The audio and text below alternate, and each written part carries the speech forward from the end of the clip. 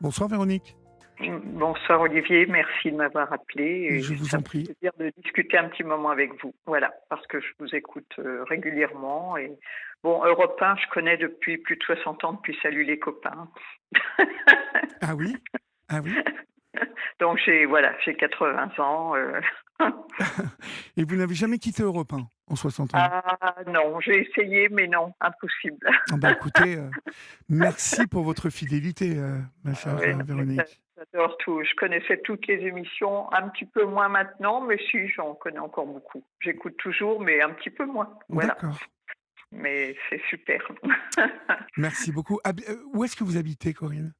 Alors, Véronique, pardon. je vais vous dire, vers la Haute-Savoie. Vers la Haute-Savoie, Je d'accord, je donne pas la ville, une très jolie ville, voilà. d'accord. Qu'est-ce qui vous amène? Dites-moi. Eh bien, je vais vous c'est un petit peu pour, je ne comprends pas souvent lorsque vous racon enfin, lorsque j'entends tous les problèmes de personnes et tout, souvent qu'ils, ils n'arrivent pas à dénoncer ce qu'ils vivent, à se faire aider, à et souvent lorsqu'il y a des enfants, je sais pas ce que ça me fait, mais je me dis: «Mais c'est pas possible qu'ils puissent pas, dénoncer cela, quoi». Bon, enfin bon bref, voilà, moi je vais vous raconter ma petite histoire. Bon, ma maman m'a eu à 15 ans et demi, dans les années de la guerre en 42. C'est ma grand-mère jusqu'à 7 ans qui m'a élevée. Ensuite, mes petites tantes de là-haut, c'était du nord de la France à cette époque, m'ont dit: «Ben voilà, tu vas aller à Paris, tu vas retrouver ta maman s'est mariée, bon voilà, et cetera». Bon, ben voilà, j'ai quitté mon petit village de là-haut pour aller vivre à Paris. Donc évidemment, avec, maman, il y avait un beau-père et bien sûr à 7 ans, j'avais 7 ans lorsque je suis arrivée et bon, les problèmes ont commencé, belle-fille, beau-père. Bon, avec tout ce que vous entendez, vous le savez à peu près. Donc ça, ça a été de 7 à 13 ans et demi et dans ma petite tête, je m'étais toujours dit, je suis arrivée à 7 ans, bon maman a eu des enfants tous les ans, il y en avait Oui, 7. Bon voilà. Je me suis dit: «Je ne veux pas qu'ils connaissent ce que je connais», donc je m'étais dit: «De toute manière, je balancerai tout à 13, 14 ans». Et bon, entre-temps, bon, moi, c'était un homme, alcoolique, qui travaillait quand il y pensait, qui faisait des crises de délirium. Bon, on n'a jamais été maltraités, quand on peut dire, par des coups et tout cela. Malheureusement, on n'avait pas grand-chose à manger. Bon, enfin bref, moi, j'allais à l'école, ça se passait bien, bon. Hem Pendant l'été, lorsque j'avais 13 ans et demi, j'avais aidé une prof qui avait des petits-enfants. Je les gardais juillet, août pour me faire un petit peu d'argent pour ma maman, voilà, bon bref. Et ils sont partis en vacances, ils me disaient: «On t'aurait bien emmené, mais tu sais, c'est compliqué». Je lui dis: «Bah oui, je comprends très bien». Et le jour où ils sont partis en vacances, j'allais retourner chez moi parce que là, je dormais chez eux, là, juillet, août, pour les petits.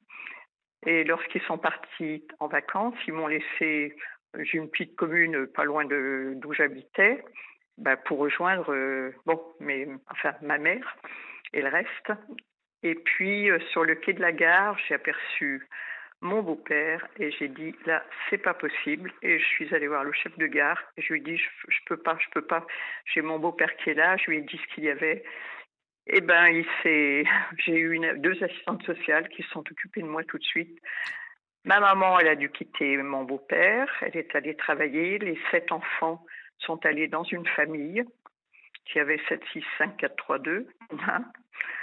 Et moi, on m'a envoyée par ici où je suis, là où j'ai eu la chance d'habiter dans une belle région. On m'a payé mes études et ben voilà, j'y suis restée. Et vous voyez, en balançant tout ce que j'avais à balancer, j'ai fait ma psychothérapie, je pense. Ça m'a rendue plus légère, oui. j'ai c'est c'est dingue, c'est ce que les gens devraient quand même quand ils ont des gros problèmes comme cela et tout. Mais je sais que c'est compliqué, c'est pas facile, bon bref.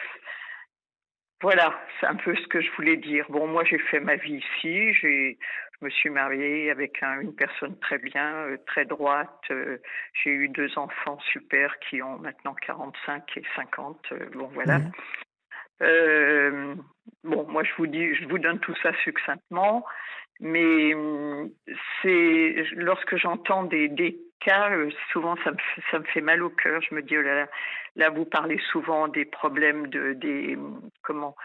Des services de l'enfance là, c'est c'est fou ce qui se passe, j'entends quelquefois il y a des familles qui aimeraient adopter ces enfants, qui ne peuvent pas, parce que surtout il ne faut pas qu'il y ait de lien, d'amour, de tout ça, mais je dis dans dans qu'est-ce que l'on vit de tout cela, de cette façon, c'est fou, c'est fou, c'est fou. Mais oui, mais oui. Voilà, donc moi, c'était juste pour, je sais pas comment dire, comment faire et tout, mais bon, moi, je sais que j'ai travaillé dans le médical, j'ai un fils qui travaille dans le médical. Bon, maintenant, puisque je suis à la retraite, j'aide les gens autour de moi et disons que c'est pas la peine d'aller très, très loin pour aider souvent son prochain, on va dire comme cela, que ce soit des petits, que ce soit des adultes, que ce soit on peut toujours aider, même dans les EHPAD où je suis bénévole, je m'occupe d'un petit autiste, d'un non-voyant, enfin bon bref. Mais, quand on entend tous les cas, c'est dingue quoi. C'est tous ces histoires d'inceste et tout, c'est fou, C'est fou, c'est oui. fou. Pardon? Non, vous avez raison, c'est fou et c'est très répandu malheureusement. Ben, justement, c'est tellement répandu, c'est incroyable. Mais vous voyez, j'en ai jamais voulu à ma maman. Jamais, jamais, jamais. Elle est venue 30 ans ici au mois d'août. Elle ne parlait pas beaucoup. Une fois, je lui avais dit, tu penses que ça va continuer comme cela longtemps? Elle me dit, qu'est-ce que tu veux que je fasse? Ben, je lui ai dit, moi, je sais ce que je ferai. Bon, je lui avais fait une lettre parce que je pouvais pas parler, je pouvais pas lui raconter. J'avais fait une lettre une fois. Et Je qu'est-ce que vous pense lui que avez mis je vais, dans cette lettre alors? ce qui se passait avec mon beau-père. Oui, oui, Heu, Est-ce qu'elle s'en doutait? Je ne pense pas. À un moment peut-être.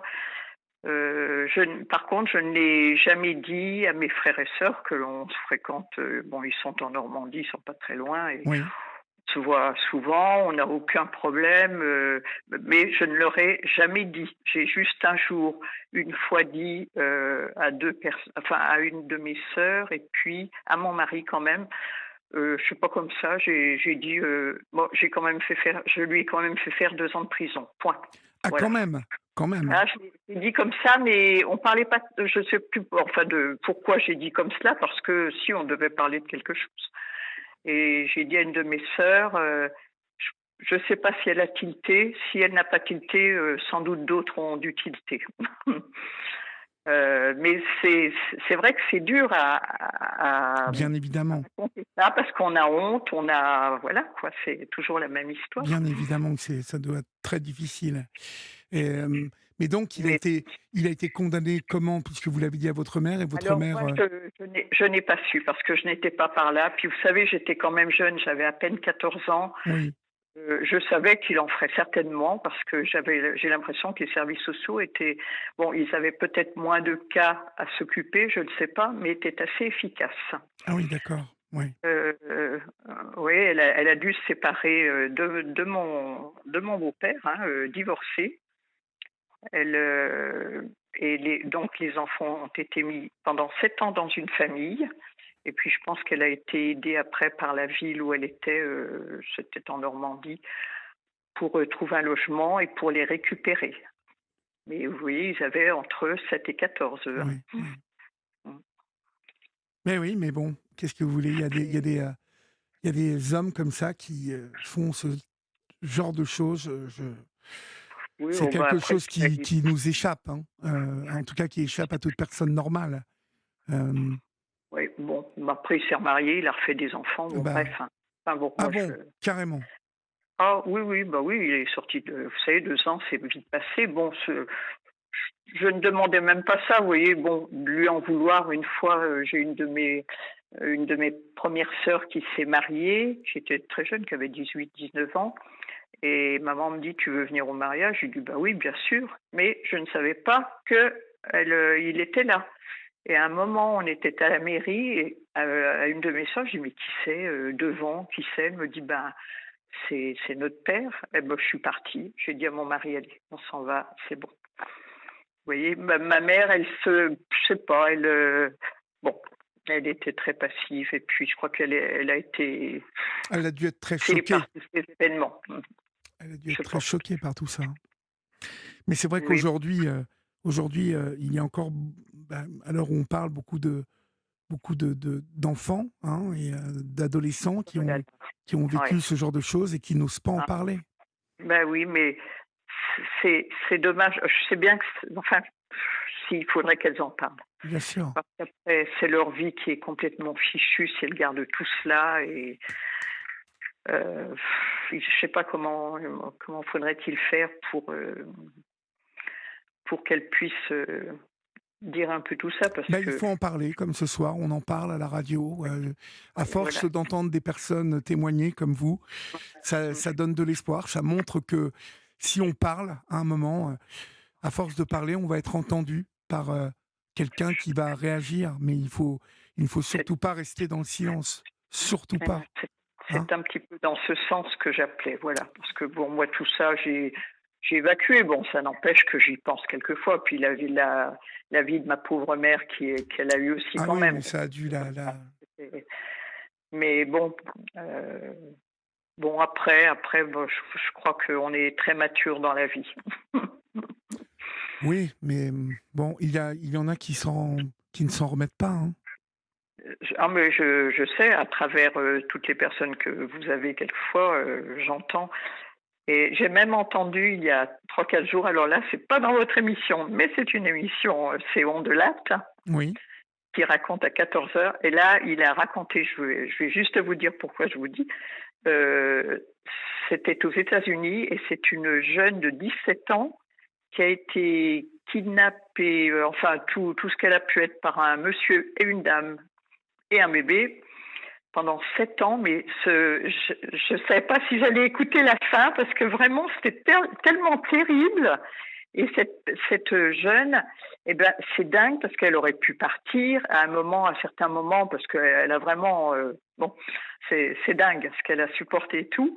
Eh bien, à un moment, ils lui ont même dit: «Si tu veux partir, tu peux partir». Elle avait même pu travailler un moment, mais à un moment, elle était dans une caisse, elle était enfin enfermée, c'était dingue. Et, et ben, elle avait même plus envie de partir. C'est dingue cette emprise dont on parle toujours. Ça, c'est fou ça ouais, quand ouais. même. C'est ce qu'on appelle le Son syndrome père de qui était là Stockholm. pour la chercher. Ouais, c'est dingue. Mais cette histoire-là, j'en avais jamais entendu une comme ça encore. Oh, mon Dieu. Il Mais en raconte des histoires, Christophe Ondelat. oui, oui, mais alors là, celle-ci, et là, le soir, il raconte à nouveau, mais là, j'ai pas. J'ai dit non, surtout pas ça. Bon, Mais c'est fou. Voilà, en tout cas, Olivier, je vous souhaite une bonne soirée, Véronique. eh bien, à vous aussi, et merci pour toutes vos émissions et pour tout ce que vous faites à côté encore, hein, Mais je je sais. vous en prie. Merci beaucoup. Merci beaucoup.